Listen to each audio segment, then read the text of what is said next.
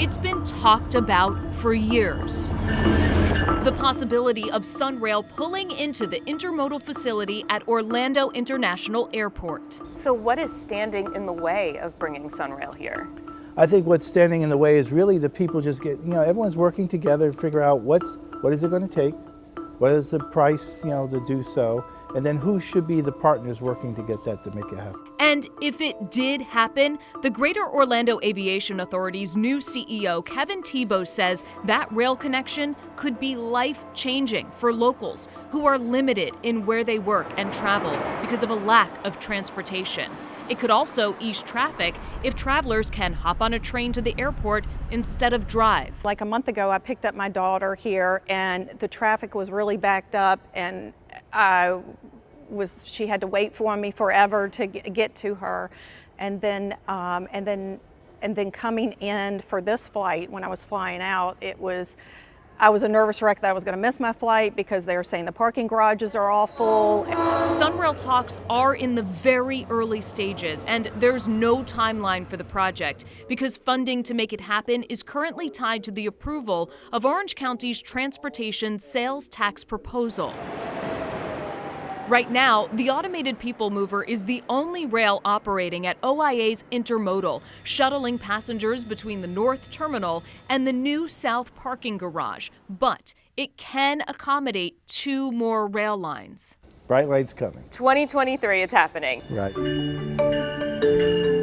One bright spot for locals has been Brightline, the promise of a high-speed rail at OIA. Because anyone who's tried to take a road trip to Miami knows a quick weekend getaway could be delayed by hours of traffic. I'm a pilot as well, so sometimes I fly myself, but I've also driven it, which is not a fun trip. Work on the extension from South Florida began in 2019, and finally, there's a light at the end of this tunnel. So I'm really looking forward to seeing that service down to South Florida. Next year, Brightline will move into the intermodal facility, offering tourists and locals a quick, traffic-free, hassle-free way to get to West Palm Beach, Fort Lauderdale, and Miami, and maybe, eventually, Tampa, bringing Orlando up to speed with the rest of the world. There are many foreign markets, international markets, the European market, the Asian market. They're used to arriving at their airports and having a rail connection to get to their next stop. It really is going to change and pivot this whole region, connecting and providing multimodal access to a whole bunch of different residents as well as visitors that come to the state. So when we look at that South Terminal Complex, it's really going to propel this region to the next level. If it's easier to get to Florida's tourist destinations, the hope is more people will make the trips. Visit Orlando's CEO Cassandra Monte says tourism is a $75 billion a year industry, and this type of transportation will only help it grow. The fact that Brightline is going to connect Miami to Orlando, I think is a huge success. We're going to see, huge wins, not only getting visitors here, but also businesses here. Also expected to draw people to our area, another major project in OIA's South Complex, and it's on track to open this September, the highly anticipated Terminal C. This has been planned for many, many years. Many years, more than 14 million man-hours, and nearly $2.8 billion later, what exactly are we getting?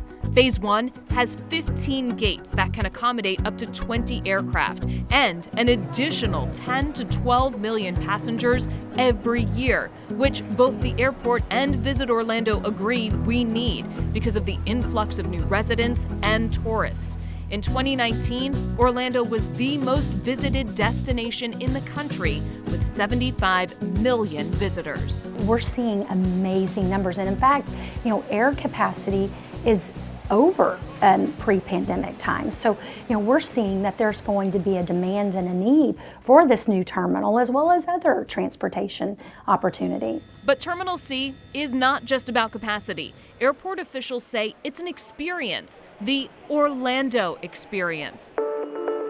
We got a sneak peek at the project, which is just a few months from completion. Sunlight pours in through the ceiling and walls of windows. Palm trees provide that tropical feeling. 2 levels of restaurants and stores line the terminal, and interactive digital technology takes it all to the next level.